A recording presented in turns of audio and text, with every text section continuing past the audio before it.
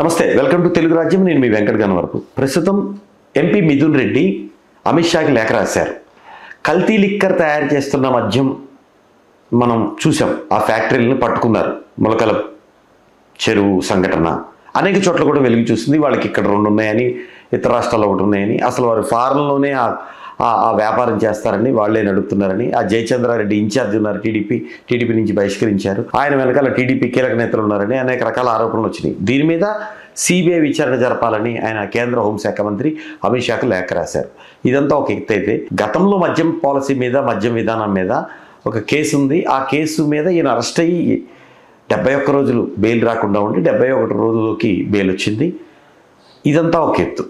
So ఆయనే దీని మీద మళ్ళీ సిబిఐ విచారణ జరగాలి అనేది కేంద్ర హోంశాఖ మంత్రి అమిత్ షాకు రాయటం వెనక ఆ ఆంతర్యం ఏంటి? రెండవది, వాళ్ళ కుటుంబమే మద్యం విషయంలో ఆరోపణలు ఎదుర్కొంటూ ఉంది.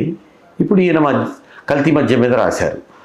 దీని మీద కేంద్రంలో ఉన్న బీజేపీ ఎలా స్పందిస్తుంది అనేది ఇక్కడ రాజకీయ వర్గాల్లో ముఖ్యంగా చర్చ జరుగుతోంది.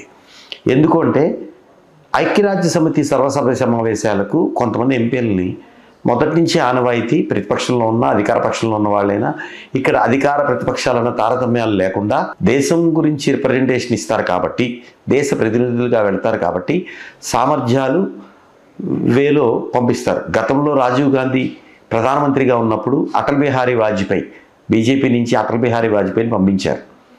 మనం సోషల్ మీడియాలో కూడా చూసాం.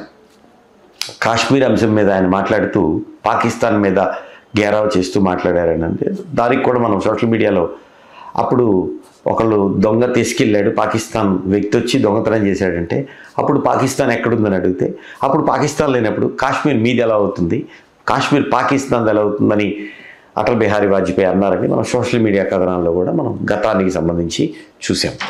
సో అలానే ఇప్పుడు ఇక్కడి నుంచి ఆయన ఏదైతే ఐక్యరాజ్య సమితి సర్వసభ్య సమావేశాలకు ప్రధానమంత్రి కార్యాలయం మిథున్ రెడ్డిని ఎంపిక చేసింది. ఒకటి, వైఎస్ఆర్సీపీకి బీజేపీకి ప్రత్యర్థి పార్టీలుగా చూడొచ్చు. ఎందుకంటే ఆంధ్రప్రదేశ్కు సంబంధించి కూటమి, ఆంధ్రప్రదేశ్ అయినా కేంద్ర రాజకీయాలైనా కూటమి, ఎన్డీఏ కూటమిలో ఉన్నారు.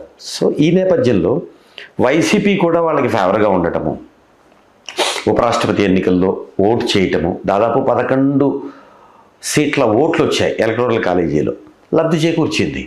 సో అందుకనే ఫేవర్గా ఉన్నారా? ప్రకటితం కాని మిత్రపక్షంగా చూస్తోందా బీజేపీ అంటే అవుననే అంటున్నాయి. ఎందుకు? బీజేపీకి లబ్ధి చేకూరుస్తున్న వైసీపీకి ఏదో విధంగా లబ్ధి చేకూరుస్తుందా? అందుకనే ఇప్పుడు ఈ లిక్కర్ కేసులో కూడా ఇప్పుడు ఐక్యరాజ్య సమితి సర్వసభ్య సమావేశాలకు టీడీపీ నుంచి కానీ జనసేన నుంచి కానీ స్టాల్ వాడుతున్నారు కొంతమంది. వాళ్ళు ఎవరిని ఆహ్వానించలేదు, నియమించలేదు, అంటే కొంతమంది పేర్లు కేటాయిస్తుంది. దాంట్లో మిథున్ రెడ్డికి అవకాశం దక్కింది. సరే, ఆయన క్యాపబుల్ పర్సన్, గతంలో ప్రోటెం స్పీకర్ ఇచ్చారు, ఆయన ఫ్లోర్ లీడర్ కూడా ఇప్పుడు. సో ఇవన్నీ ఉన్న నేపథ్యంలో ఈ లిక్కర్ అక్రమ తయారీ విషయం మీద ఆయనకి అమిత్ షాకి లెటర్ రాయటం. సో అమిత్ షా ఎలా స్పందిస్తారు? సిబిఐ కేసు నమోదు చేస్తారా? దీని మీద సిబిఐ ఎంక్వైరీ జరుపుతారా? ఏం జరుగుతుందో వేచి చూడాలి. ఒకవేళ సిబిఐ ఎంక్వైరీ కనుక జరిగితే మిథున్ రెడ్డి రాశారు కాబట్టి సిబిఐ ఎంక్వైరీ జరిగిందనేది అర్థం చేసుకోవచ్చు. వాళ్ళ బంధం కూడా బలంగా ఉంది అనుకోవచ్చు. ఇక్కడ ఇంకో కోణం కూడా వినపడుతోంది. మిథున్ రెడ్డిని మచ్చిక చేసుకుంటోంది బీజేపీ.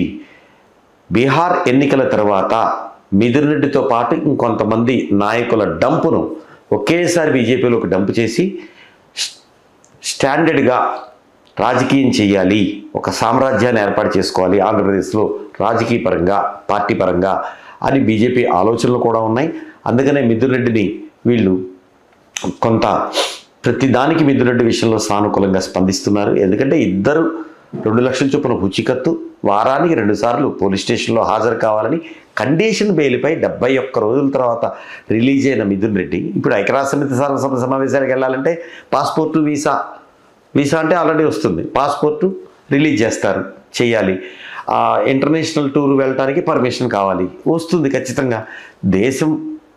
దేశం తరపున రిప్రజెంటేటివ్గా వెళ్తారు కాబట్టి, ప్రతినిధిగా వెళ్తారు కాబట్టి ఖచ్చితంగా కోర్టు అబ్జెక్ట్ చేయకపోవచ్చు. ఏసీబీ కోర్టులో ఉంది ప్రస్తుతానికి. సో ఇంత రెడ్ కార్పెట్ పరుస్తున్నారంటే మిథున్ రెడ్డిని బీజేపీ వాడుకుంటోందా?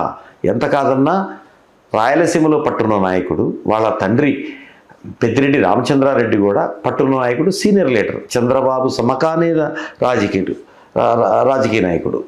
అందుకనే బీజేపీ మిథున్ రెడ్డిని వాడుకుంటోందా? అనేక రకాల కోణాలు ఉన్నాయి దీంట్లో.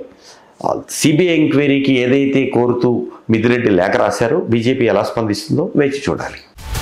హలో, తెలుగు రాజ్యం ఛానల్ చూస్తున్నారా? సామాజిక, రాజకీయ, జీవన చిత్రణే తెలుగు రాజ్యం. అతిశయోక్తులు, అసత్యాలు ఉండవు. రాజకీయ కోణం కాదు, ప్రజా కోణమే కొలబద్ద. తెలుగు రాజ్యం వీక్షణ మీ ఉత్తమ అభిరుచికి నిదర్శనం.